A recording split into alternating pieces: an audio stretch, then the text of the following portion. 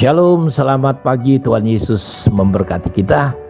Kita kembali akan membahas tentang adakah iman ketika Yesus datang. Itu menjadi judul kita, seperti yang saudara dengar di Injil Lukas ketika seorang janda punya masalah dan persoalan.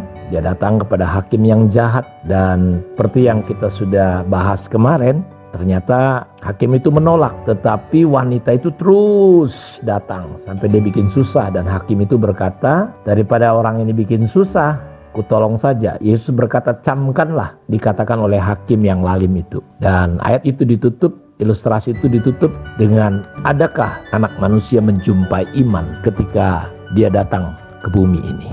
Jadi ada seperti pertanyaan, ada seperti keraguan-raguan, kesangsian. Apakah Yesus bisa jumpa iman?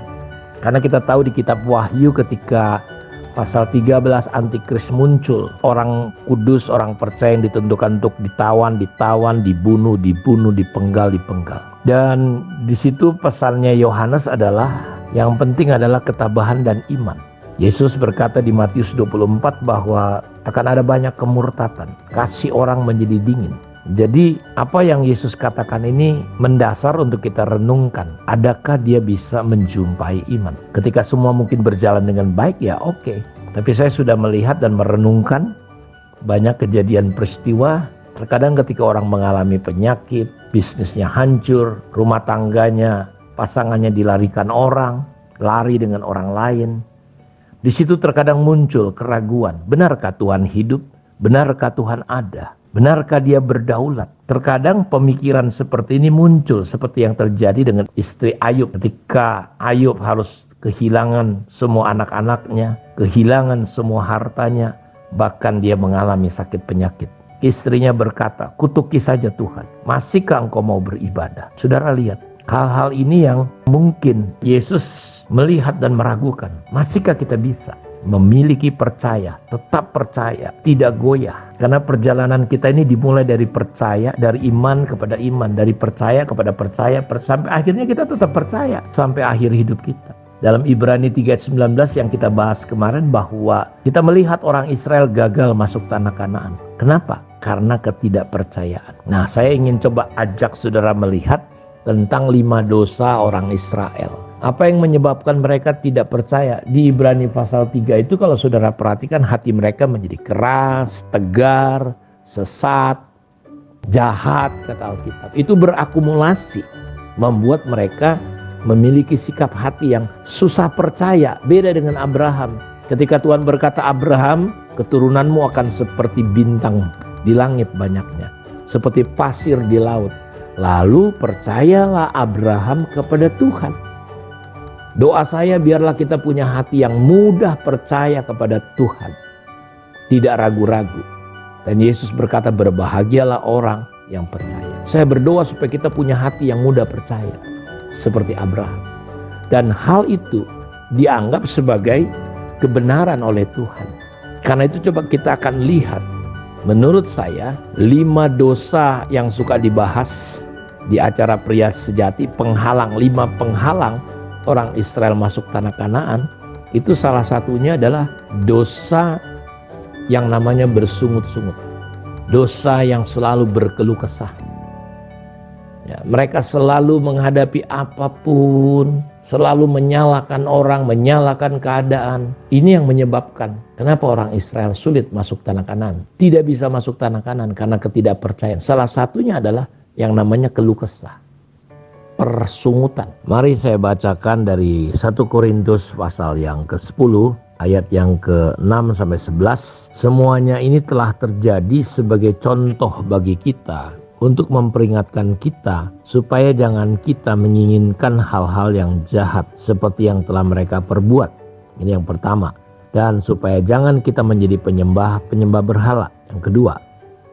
Dan ini yang ketiga, sama seperti beberapa orang dari mereka, seperti ada tertulis, maka duduklah bangsa itu untuk makan dan minum, kemudian bangunlah mereka dan bersukaria. Janganlah kita melakukan percabulan seperti yang dilakukan oleh beberapa orang dari mereka. Sehingga pada satu hari telah tewas 23.000 orang. Dan janganlah kita mencobai Tuhan seperti yang dilakukan oleh beberapa orang dari mereka, sehingga mereka mati dipagut ular. Dan janganlah bersungut-sungut seperti yang dilakukan oleh beberapa orang dari mereka, sehingga mereka dibinasakan oleh malaikat maut. Semuanya ini telah menimpa mereka sebagai contoh dan dituliskan untuk menjadi peringatan bagi kita yang hidup pada waktu di mana zaman akhir telah tiba. Jadi kita lihat peristiwa orang Israel menjadi contoh bagi kita yang hidup di akhir zaman ini. Kenapa mereka tidak bisa masuk ke tanah perjanjian? Ya salah satunya itu adalah bersungut-sungut. Ya, terkadang kita nggak pernah selesai dengan yang namanya komplain sana komplain sini, tidak puas. Ya. Bisa saja saudara kita melihat ada kekurangan, tapi kita terkadang cenderung, dan ini kita harus perlu belajar, ya, belajar untuk bisa menerima sebuah keadaan yang kurang. Ya, kita belajar berkata ya sudahlah. Bukan berarti kita kompromi, tapi terkadang kita terpancing menjadi provokasi, ya, mempengaruhi orang untuk menunjukkan kita begini begitu. Seperti yang terjadi dengan bangsa Israel ini kita lihat. Mereka gagal masuk Kanaan. Kenapa? Dan janganlah bersungut-sungut seperti yang dilakukan oleh beberapa orang dari mereka, sehingga mereka dibinasakan oleh malaikat maut. Mereka gagal, mereka sulit percaya. Jadi hati-hati dengan yang namanya persungutan, ketidakpuasan, komplain sana, komplain sini. Di dunia ini selama kita hidup gak akan ada yang pernah sempurna, ya, karena itu kita belajar dari salah satu dosa dari 5 dosa yang dilakukan yang menjadi penyebab menurut saya kenapa orang Israel sulit menjadi percaya, hatinya keras, susah sekali percaya. Mereka terperangkap dengan tipu daya iblis yang namanya bersungut-sungut, ya, tidak puas, hidungnya sama mulutnya selalu balapan, ya, gak pernah puas. Nah disinilah kita belajar. Supaya apa? Supaya kita juga belajar punya hati yang lembut, sehingga kita menjadi pribadi-pribadi yang mudah percaya sama Tuhan. Sehingga ketika Tuhan datang, kita punya iman. Kita siap menghadapi situasi akhir zaman. Ketika keadaan semakin berat, semakin sukar, semakin sulit. Yang perlu, kata Alkitab di kitab Wahyu, yang penting di sini ialah salah satunya adalah iman, selain ketabahan, selain hikmat, itu bernama percaya. Jadi gak salah kalau Yesus berkata, adakah anak manusia jumpa iman? Saya berdoa supaya ke depan kita semakin teguh, semakin kuat, semakin percaya, semakin tidak ragu-ragu lagi. Walaupun apapun yang terjadi, keadaan yang tidak kita pikirkan, tidak kita harapkan, kita mau belajar bergantung dan tetap percaya.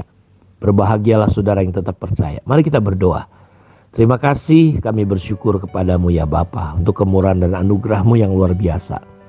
Lawat dan tolong semua anak-anak-Mu dimanapun mereka berada. Berikan kepada kami hati yang subur sehingga kami bisa homogen, sepakat dengan firman Allah. Mempercayai Engkau dalam segala keadaan kami, bahwa Engkau Tuhan yang baik. Biar kami boleh melangkah dari iman kepada iman, dari percaya kepada percaya, sampai akhir hidup kami. Di dalam nama Yesus kami berdoa. Amin. Tuhan memberkati kita. Shalom.